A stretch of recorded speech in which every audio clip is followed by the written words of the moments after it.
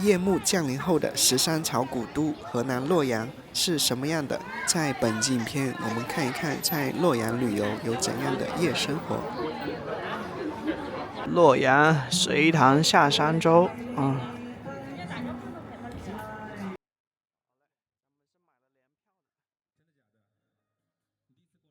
买过门票的话，然后接下来你们可以找个地方稍微休息一下，然后吃一点东西。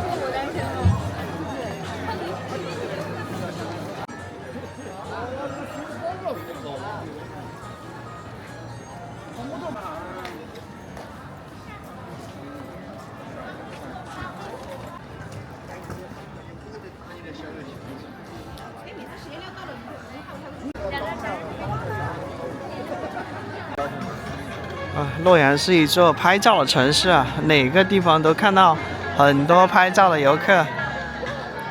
那天在博物馆的文创店，我们就看到了这座塔啊，也是这边的文化地标。这座塔虽然不是那么的巍峨雄壮啊，但是有一种小巧，俊秀的感觉哈，工整，非常工整。我挺喜欢这种的。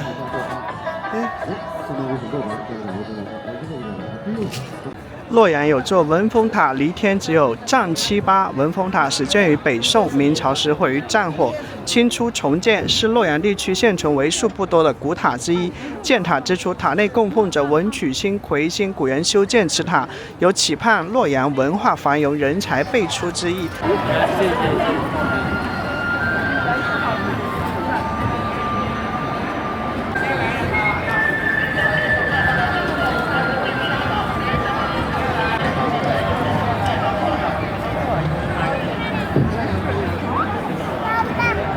开始了，妈妈。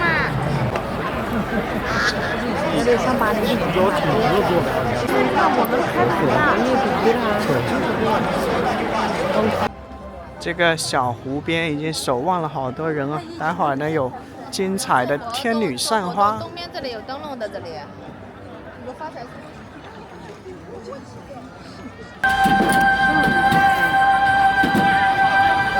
起飞了啊！哇！哇！哇！加油！加油！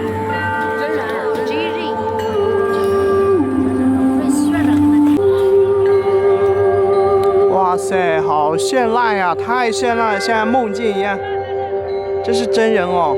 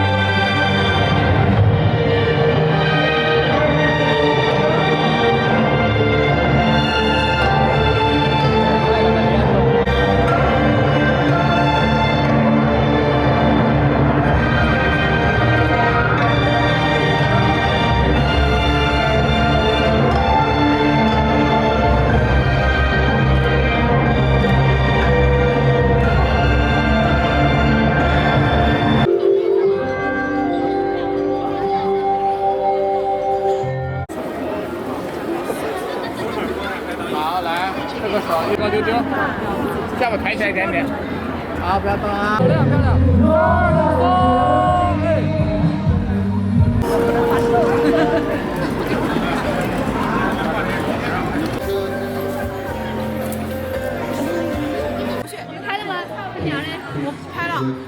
哎，他们3个当中有个暧昧的。看见他和她在你面前。啊，你不喜欢他是吧？你大点声，你说一句你不喜欢，我就不让你上来了。天女散花，一梦一幻的5分钟吧表演。金源洛阳故城遗址。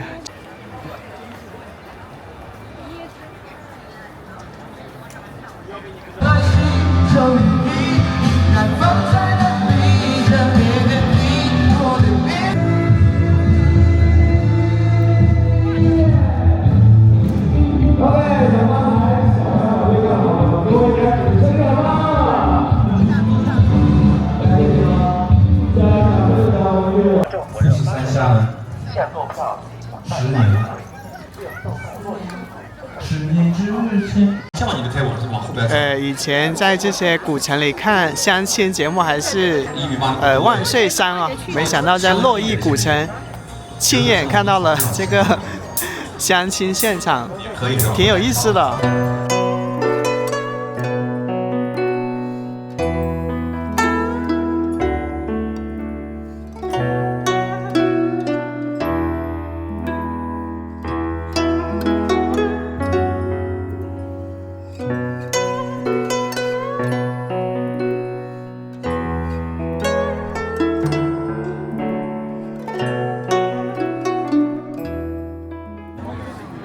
巡游开始。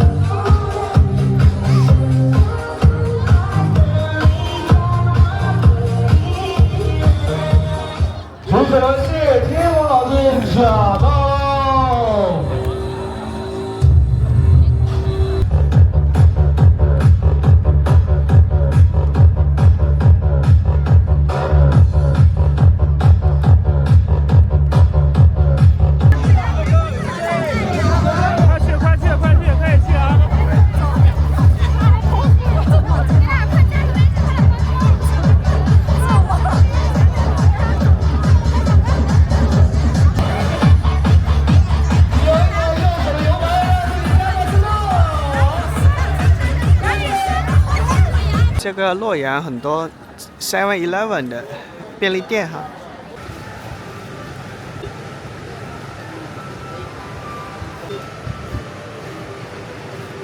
金枪鱼沙拉酱三明治。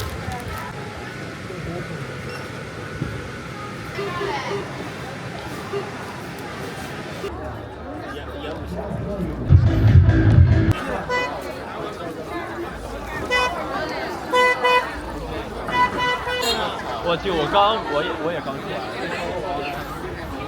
地铁站里的壁画啊，丝绸之路啊，骆驼、胡庸啊，哦，还有玄奘取经啊，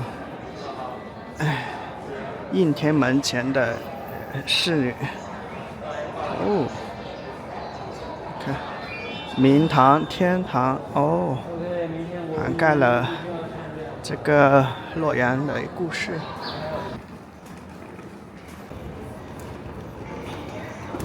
扶梯加速，请握紧扶手，请握紧扶手。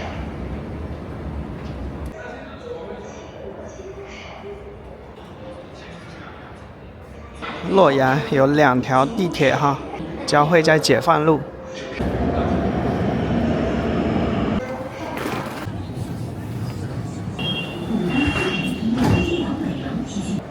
看洛阳2条地铁线啊，串联起那么多的一个景点，而且以这种历史的、遗址的、博物馆的、文化的居多。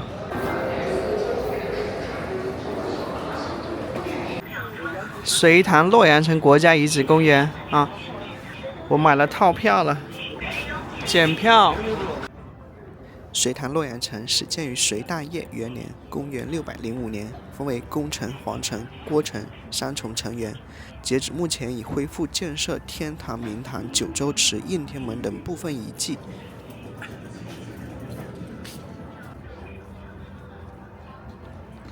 还是套票划算，性价比超高。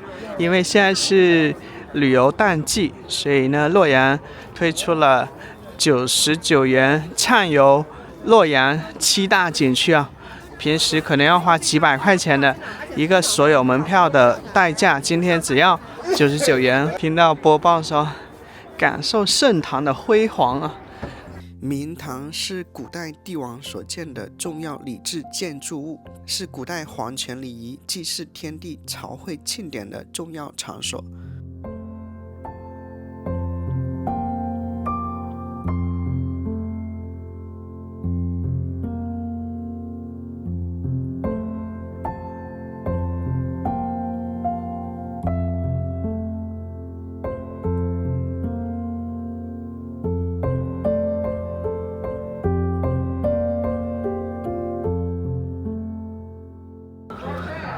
哇，一个大皇位，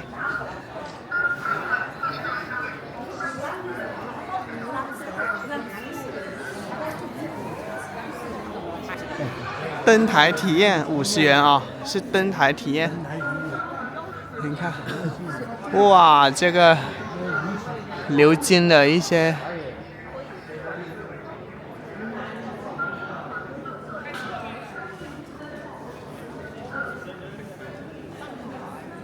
有那些仕女图啊，哦，太华美了。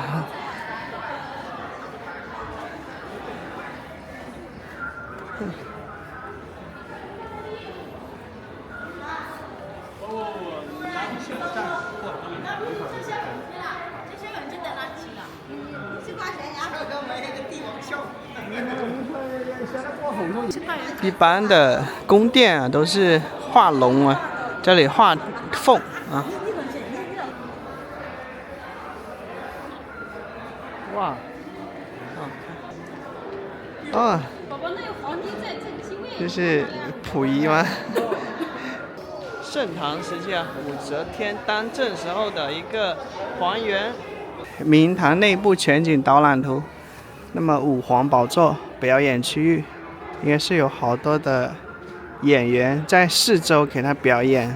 明堂分为2层啊，从各方面展示了武则天当政时期政治、经济、文化方面的发展成就，再现了大唐盛世、武州皇家明堂的恢宏气派，使我们领略武州洛阳国际大都市的风采，梦回武州盛世。下1楼看一下。这里是1楼啊。这一天都有演出啊，从早上10点到晚上的9点钟，各种唐朝的演出啊，武王钦点打更人。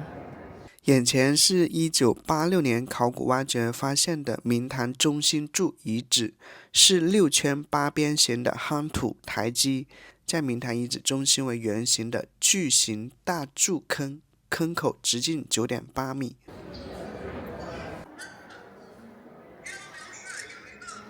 武则天的文化功绩。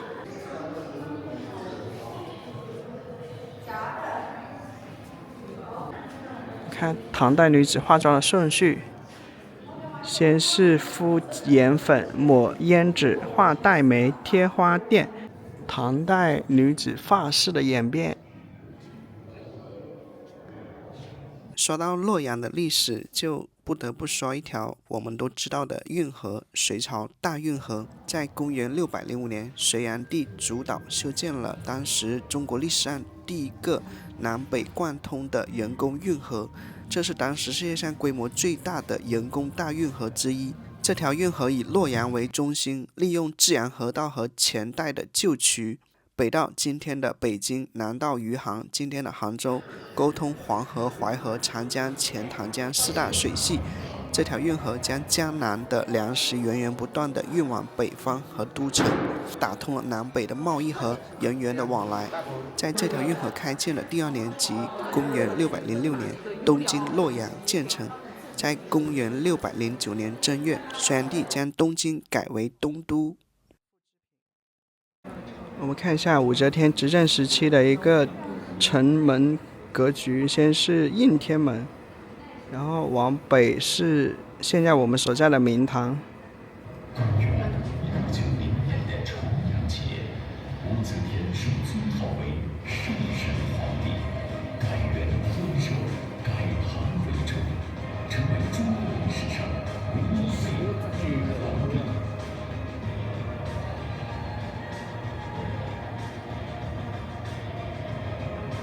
武则天建立征察后，为配合政权发展，对洛阳都城进行了一系列改造与翻新。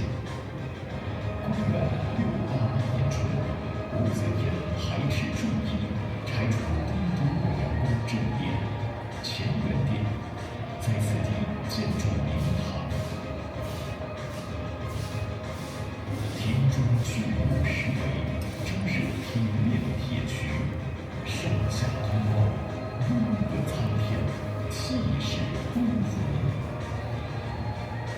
随后，在明堂之北随大冶殿处修筑5层天堂，以助大会。明堂、天堂是唐代所建最高大的木结构建筑，显示了盛唐建筑的极高水平。新朝拜旧都，移民以实都。天授2年，武则天迁徙关内10余万户于洛阳安置，同时着力扩建外城墙，增多民居官属用地。神武元年，全国人口已经增至615万户。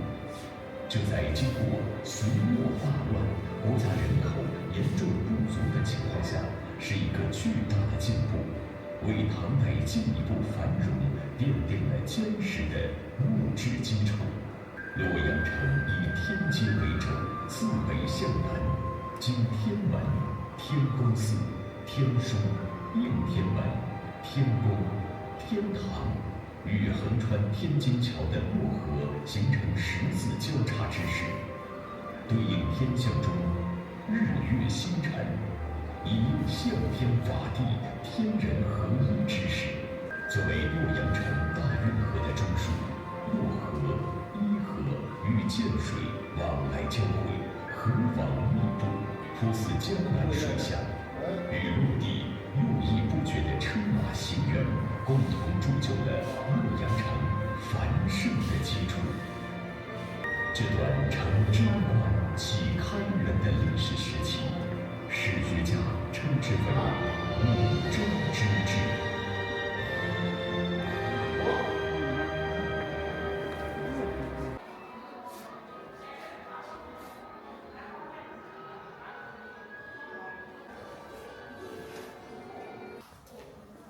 各朝各代的明堂复原。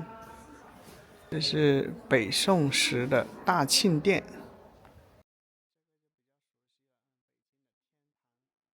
这个是武周时期的明堂啊。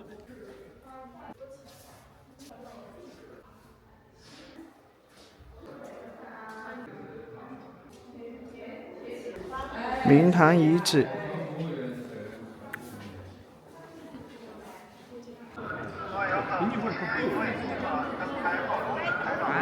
前面就是根据应天门遗址修建起来的应天门啊。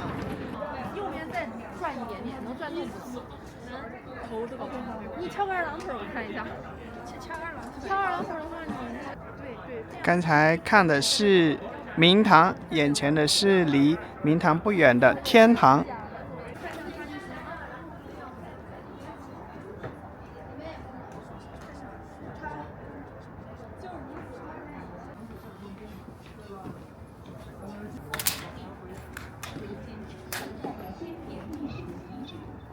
更深入的了解这里的故事，欢迎前往讲解分析。2、1走，3、2、1走，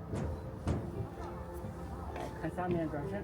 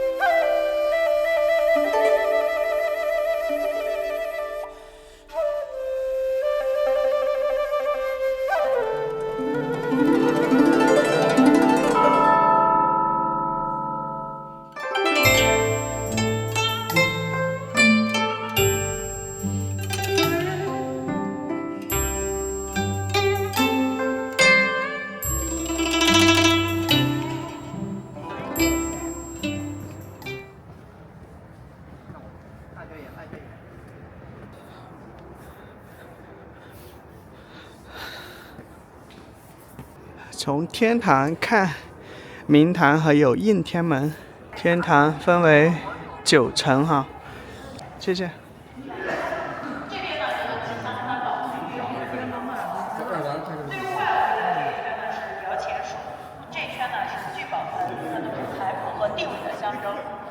中间的这一圈呢叫做宝相花，就是代表了吉祥。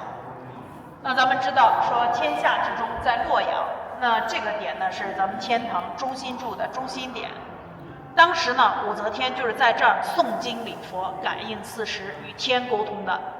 咱们这儿呢它是一个佛堂，那到佛堂呢这个点呢它也是天地人三才合一的一个点。那等会儿咱们参观完了之后，回过头来也可以站到这个点上许一个小小的心愿。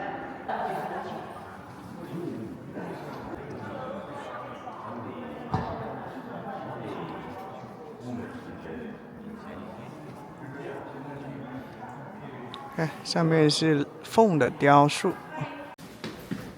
好，咱们看这个图。咱们洛阳城呢，它作为13朝古都，工程的建筑呢都是非常有讲究的，地理位置也是非常好的。咱们先从北面看起。那北面的话就是邙山，想必大家都听过一句话，说上有天堂，下有苏杭。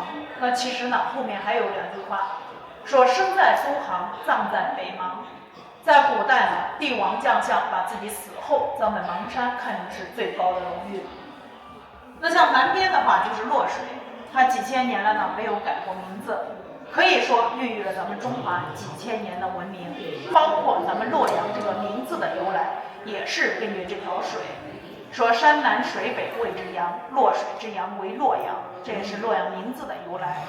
所以咱们洛阳前边有洛水罩着，后面呢有邙山靠着，叫前有罩后有靠，也是非常好的风水宝地，藏风聚气，福泽子孙的。这边大家知道这是哪儿吗？应天门。对，应天门。那公元690年，武则天就是在应天门登的基。应天门呢，它又叫隋唐第一门，也被称为天下第一门。那像北京的午门也是根据它来修建的。这边呢是明堂，明堂呢又叫做万象神宫，它是女皇上朝办公祭祀，包括接待群臣的地方，也相当于咱们现在的行政办公大楼。那像刚才咱们在2楼看到的那幅万国来朝壁画，就是武则天当年在明堂接见群臣的一个情。那这边呢是咱们现在所站的地方，天堂。1.6米高4米，都是用青铜石墙所砌成的。而且咱这中心柱再仔细观察，外边它是圆的，里边还有一层用方砖打成方的，这叫外圆内方，也叫天圆地方。说从咱们出生的那一刻起呢，父母就是最，因为父母就是咱们的在世佛，也从咱们出生的那一刻起呢，就已经注定了和咱们每个人都息息相关的，因为它是把这个叫做众生佛。但是咱们文殊菩萨呢，应该不陌生吧？你像咱们现在。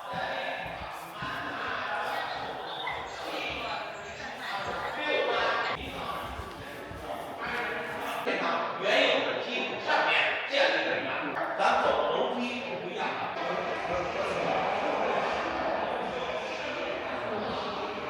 所以咱们09年最早开始修的就是这个天宫，也就是明堂。刚才留意了嘛，它其实是用玉、翡翠、大理石，因为咱们洛阳呢，它其实属于3线城市，它不像咱们。那我们来修呢，就是一部分是政府出资，另外一部分是需要我们自筹资金的。现在是正在修建中。建筑全部建成，正式对外开放的那天呢，咱们洛阳就是世界文化旅游城市。这个钱它一部分就是用来修建汽车建筑了，但是呢，洛阳还需要3台建筑，而且要用然后包括吃面食啊，你会发现几块钱一个饭分量特别足，含食味的。所以呢，也是欢迎你们来洛阳，多吃多喝，偶尔多消费。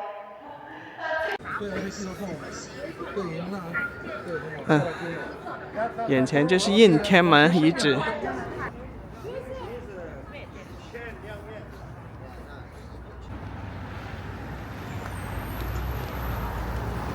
应天门比我想象中要高大得多，很有气势。好俩手抱着灯。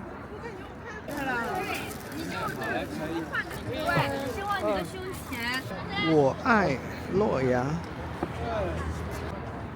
白马寺，中国佛教的发祥地。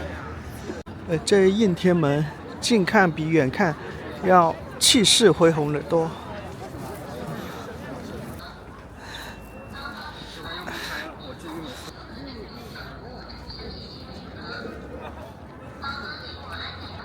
应天门位于洛阳的中轴线上，护城河。这门口，应天门遗址博物馆。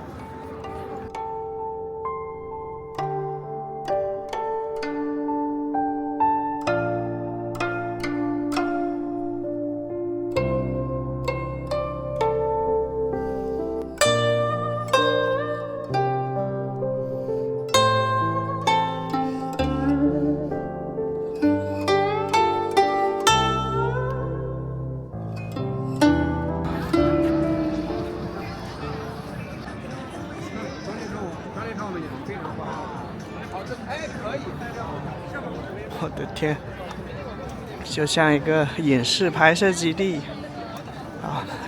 这也好，靠旅拍拉动了旅游。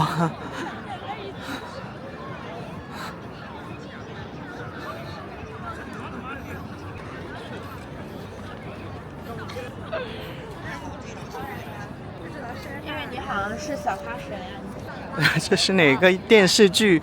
古装电视剧的拍摄现场啊！但是有好多主角呢，一部戏有几百个主角。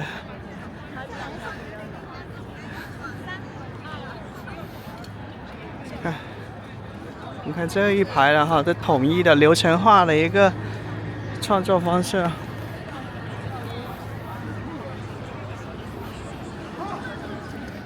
出来直接就可以到明堂。应天门北广场面对明堂天堂，应天门遗址这真有其址。应天门遗址出土的各种墙桩城桩。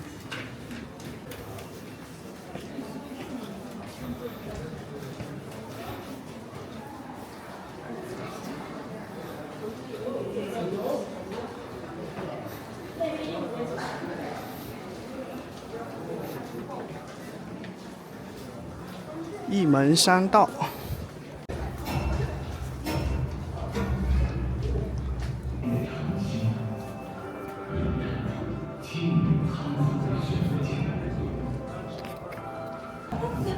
你看，这个城墙遗址还挺高的，在洛阳不愧是千年古都啊，看不完的遗址。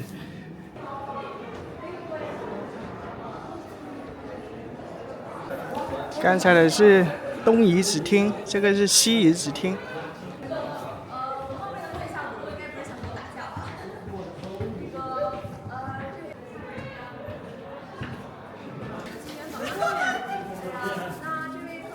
福利还能闻到吗？安装了电梯啊，这个应天门城门的话就非常宏伟的。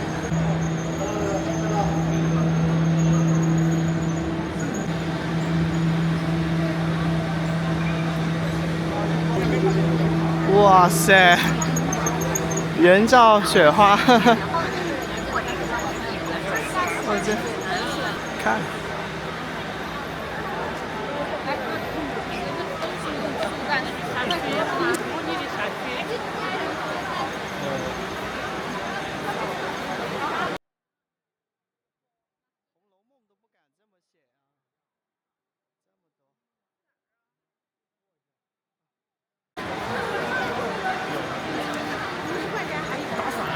对雪的渴望呀！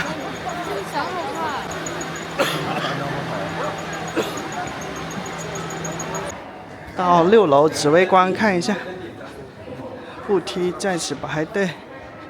哇，排队的人这么多，坐电梯的人排的太多了，爬6楼。赏神都礼物一件。愿大众风调雨顺，国泰民安。吾皇万岁万岁万万岁！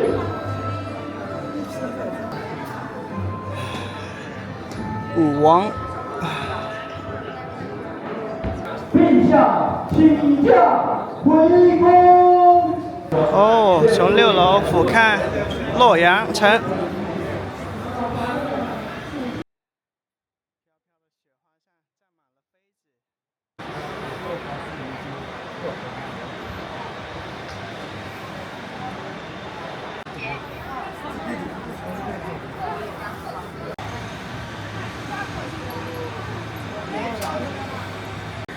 你看，下面全是华服，带着厚重发髻的女孩，看上去这个再现了唐朝的一个繁荣绚烂。我的闪掉。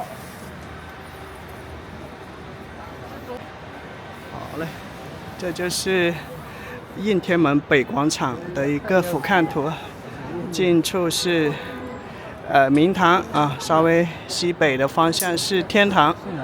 在应天门的6层，也就顶层啊，它有一个4方向的观景台、阳台，来这里看一看，洛阳城的全景啊，也是很不错的体验。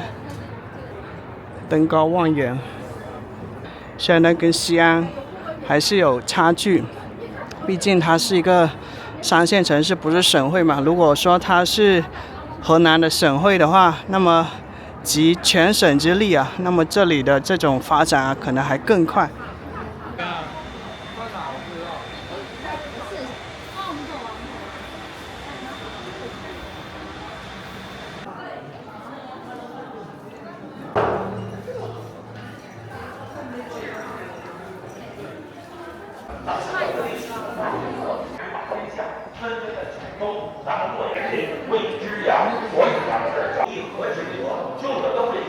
这个展厅介绍了各朝各代有关门的一些知识，宣德门、应天门、崇天门、午门。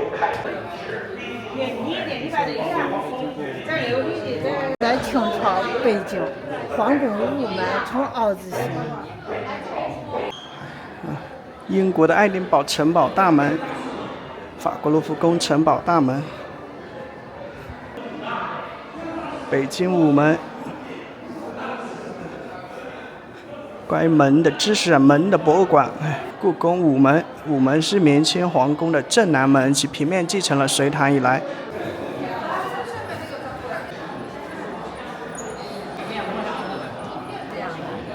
这是洛阳城的中轴线啊，最早呢是天津桥啊，然后到端门，到应天门，洛水河穿城而过。